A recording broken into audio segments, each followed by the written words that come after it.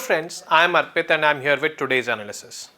Today is 21st of October and we are going to deal with two very important topics. The first is NIFTEM-K Unveils SAARTHI. Now, what is food security? Food security is a situation where there is ample amount of food availability for the public. That food availability definitely depends upon the food productivity. That food availability definitely depends on other factors like after productivity, how much food is being wasted. If wastage is too much, obviously food security will be compromised. So to reduce this wastage, NIFTEM has come up with this innovative transportation solution, that is SAARTHI. It aims to reduce the losses, especially in the horticultural products, which have a lesser shelf life. Reduced wastage definitely will lead to increased amount of food security. Next is a requested topic, that is payment aggregators versus payment gateway.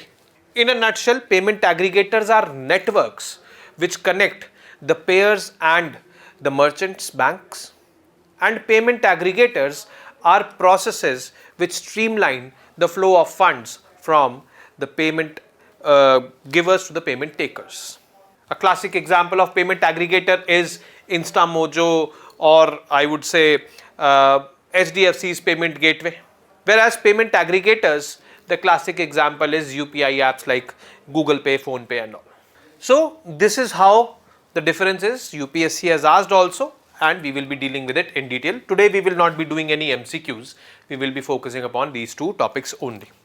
Now the first topic, NIFTEM Unveils SAARTHI. So first of all, what is NIFTEM? NIFTEM stands for National Institute of Food Technology, Entrepreneurship and Management. It is an institute under Ministry of Food Processing Industries. It has launched an innovative transportation solution named as SAARTHI. Now, what does this stand for? Solar Assisted Reefer Transportation with Hybrid Controls and Intelligence. So, first of all, let us remove one A from here. There is only SAARTHI, SAARTHI. So, it is solar assisted. This is a transport mechanism with the ultimate aim of reducing losses of those food crops whose shelf life is low. This initiative aims to significantly reduce post-harvest losses in the transportation of perishable foods such as fruits and vegetables. Significance of this SAARTHI: reduction of wastage will happen, is designed to act as a reliable companion, that is why SAARTHI, for farmers, retailers, food processors and entrepreneurs. Obviously all these are stakeholders in the food chain, food value chain I would say, not the food chain, the food value chain, and they all will be impacted due to increased amount of losses, post-harvest losses.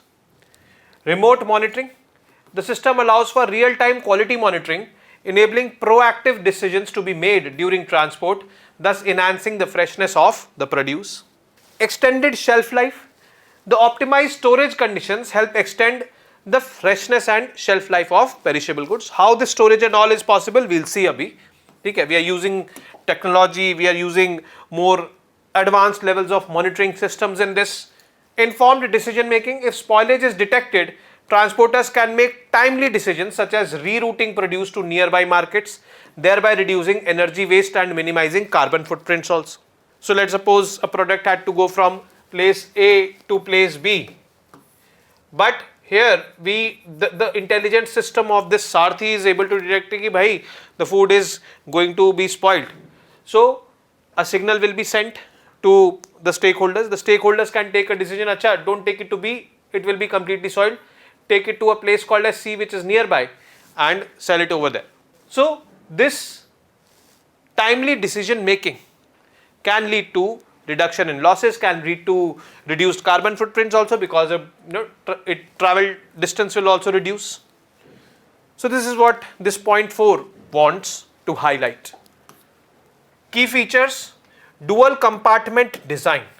There is temperature management. SAARTHI features 2 compartments that cater to the distinct storage needs of fruits and vegetables. Fruits are stored at temperatures between 0 to 5 degrees Celsius, vegetables maintained at 7 to 12 degrees Celsius. A special compartment, it can achieve temperatures as low as minus 10 degrees Celsius for certain produce, helping to mitigate chilling injury and moisture loss. So there are certain products which need to be exported or which need to be transported at sub-zero temperatures. So for them there will be a separate compartment where temperatures as low as -10°C can reach. Integration of IoT and sensors. IoT is Internet of Things.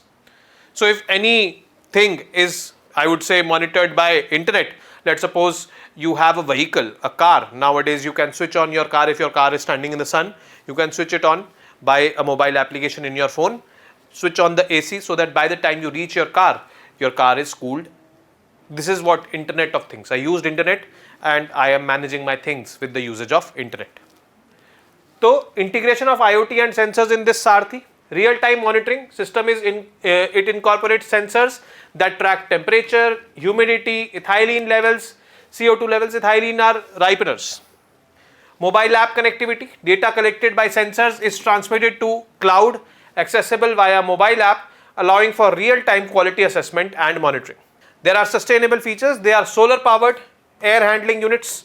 So you don't need to focus upon other sources of energy. This feature ensures temperature control during transport halts, contributing to sustainability and energy efficiency. Now, this is definitely going to be a game changer with respect to the post-harvest losses in the agricultural domain. Losses reduce means availability of these products increase. Availability of these products increase means food security enhances. So that is how it is going to impact. Now next is payment aggregators versus payment gateways.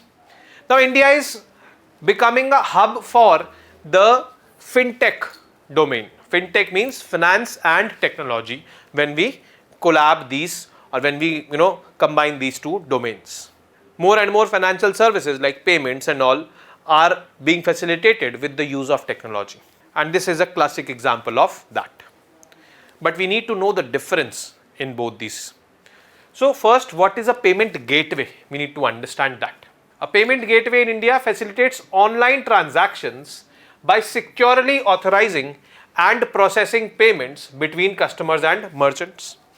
Okay, by this definition, we've come to know that it is, I would say, mechanism through which securely payments can be transferred from one party to the other party. Functionality: it encrypts sensitive transaction data, ensuring secure communications between the customer's bank and the merchant's bank. So money has to flow from the customer's bank to the merchant's bank. Payment gateways can also support various payment methods including credit, debit cards, net banking, UPI and wallets. But generally in India, it is seen that credit, debit cards, net banking are more common over here. Now UPI has also been integrated in this. Regulation: payment gateways in India must comply with regulations set by the RBI and other governing bodies. For example, Razorpay, this is of SDFC, PayU, InstaMojo, CC Avenue. So you might see these payment I would say gateways when while doing any online transaction, you input your card details and all, and then you click on it. So a circle is circulating. PayU gateway or CC Avenue it is written, or InstaMojo it is written. It is like this. How does a payment gateway work? You need to understand this as well. The first step: integrate a payment gateway in your system. Once your online store is set up, so let's suppose I own a website where I am selling courses. So once I set up my website, that is my online store, choose a payment gateway provider and integrate into your checkout process. So if I am selling the courses over there, so I'll put these buttons, pay now and all. When you go to click pay now, then they will ask you to enter the amount and all, or maybe it can be automatically entered, but it will definitely ask you to enter the details of your card and all, credit or debit card, and then it will proceed. OTP and all will come. You can customize it to accept various payment methods. Integration options are API for custom websites. API is basically that mechanism. It is full form is active program interface. It is basically a bridge between two softwares or two platforms, two digital platforms. So one of my digital platform is my website. Another digital platform is I would say payment gateways website. So that gets integrated through API. There can be integration through plugins also, platforms like WordPress and Shopify. Then there can be integration options with SDK for custom mobile apps and all. So these are ways of integration. Customer makes a purchase, the customer selects items and chooses a payment method, entering their card details. The payment gateway securely handles this information. It is not leaked anywhere. That is why it is encrypted. Then it redirects to the payment gateway. Third step, the customer is directed to the payment gateway to enter their payment details. The gateway encrypts the data and performs fraud checks before processing the transaction. Authorization and response. The acquiring bank checks the transaction's validity and contacts the issuing bank for approval. Once this is done, customer is notified of the transaction status, approved or declined, and all this happens within seconds. Settlement. After approval, the acquiring bank transfers the funds to the merchant, usually within a few business days. The customer receives a confirmation of their order. So what happens if you have to pay for that course, your payment will be successful, amount will be debited from your account, and that amount will be held by that payment gateway. I will be getting that amount in T+2, T+1, whatever my agreement with that payment gateway is. Means if it is a T+1 agreement, the next day I will be getting it in my bank account, and that payment gateway will deduct some amount for facilitating all these transactions. So let's suppose you made a payment of 1000 rupees. So to me, a payment of 900 rupees will come, 100 rupees will be kept by that payment aggregator. So this is how it is. The customers, they buy, they submit their order, then payment gateway encrypts their information, whatever details they have done. Then payment process happens, transaction information, forwards transaction information to the bank, card association is over there, and finally merchant gets the money in the bank after that. Now the payment aggregator. Aggregator is nothing but a middleman. Okay. So like a transport aggregator is Ola, Uber. It just passes information from the ones who are seeking cabs and the ones who are having cabs. So like this, payment aggregator is also there. It is a middleman between, a virtual middleman between the ones who have the payment and the ones who want the payment. So payment aggregators, how they are defined? They allow businesses to accept payments without the need for a traditional merchant account, offering a simpler setup process. Functionality, they bundle multiple payment processing services, enabling merchants to accept various payment methods through a single integration. This makes it easier for small businesses and startups to get started with online payments. So what payment aggregator, like payment aggregators are UPIs, Google Pay, Phone Pay, Paytm and all. What they will do? They will say, Acha, let's suppose now I am taking money from you. The same example, I am selling courses, I am taking money from you. I say that this is I display my QR code on my website. Scan this for payment. You scan that, payment from your bank account directly will come to my bank account. So that is how it works. It has made the process simple. There is no encryption, decryption and nothing like that, okay, which is happening in payment gateways. So aggregators typically charge a percentage of the transaction amount along with some fixed fees. There also payment gateways were charging amounts. Here also they are charging amount. There are no free lunches. But yes, most of the payment aggregators in India, they are saying, okay, chalo, free of cost. When the settlement is done, you get the entire amount. Examples, Paytm, Phone Pay, Google Pay, MobiKwik, all these are payment aggregators. Key features, seamless onboarding and merchant accounts. Merchant accounts are created, my bank account already existing, it gets linked with this payment aggregator app and all. Secure payment processing, this is also secure. It is not encrypting, decrypting, but yes, it is secure. Fraud detection and prevention is also possible over here. Multiple payment options, they provide a range of payment methods ensuring a smooth experience for customers. Fast settlements are there as compared to payment, I would say, gateways. Seamless checkout experience is there. Customer support is also quite active of these, I would say, things. Now, here is the payer. Here is the payer's bank. NPCI is that regulating authority which regulates these payment aggregators. NPCI is one which is holding that UPIs, or which has developed UPI, and all these payment aggregators, they are allowing UPI payments. So there RBI was the regulator, here NPCI is the authorizer. Okay. Authorization request goes to NPCI and all, and then payment flows from the partners bank to the merchants bank. So the payers bank, it goes to PA partners bank. Like let's suppose from this bank account you have to pay, the payment will flow to the bank account of the payment aggregator. From there it will come to me. So it is like this. Now onboarding merchants, first step, payment window, create a payment window for them. Transaction processing has to be done. Fraud checking, already it is all done by them.